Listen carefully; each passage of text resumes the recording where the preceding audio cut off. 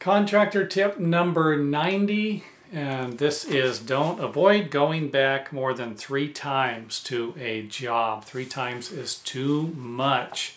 So again, this is the chapter on pre-screening your homeowners or your potential clients.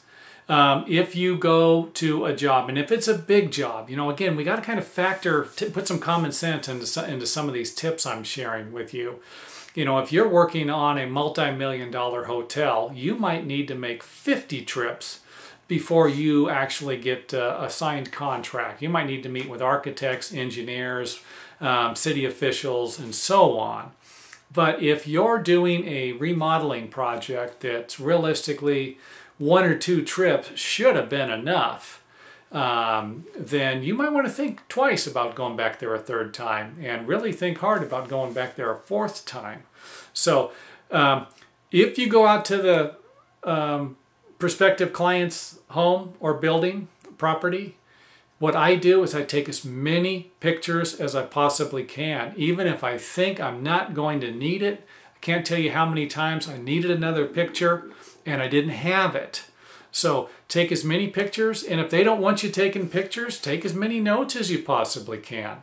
And again, I never came across anyone who didn't want me taking pictures of their property. I told them, hey, I'm here to work on your house. This is what I want. Now, these pictures, don't forget, can also be extremely useful if there are any problems in the future, too. So if you do get the job and they say, wait a minute, you didn't do this, or you messed this up, and you look back and it's already messed up, you're in the clear, So, and again, that'll tell you what kind of client you have, too. That's another story there. If I sat here and just told all my stories, I wouldn't have enough time for these tips for all the stuff that I went through as a contractor. Mind you, and this was only 30 years in the business. And I want to say out of the 30 years, I think only 26 of them were as a contractor. So this was kind of an amazing career here that actually inspired this book. If I could just share with you some of the problems I had and eliminate them from your life, I would feel blessed. And I'm not even a religious person, but I would feel honored, that something here actually made a big difference in someone else's life. So again, 3 trips. Think about it. It's all going to apply to what you're doing. You're a plumber. 1 trip's going to be enough. You go out there to fix something. They say no, you leave. You don't go back. Hey, okay, you got the job. Go back. Come back and look at it again.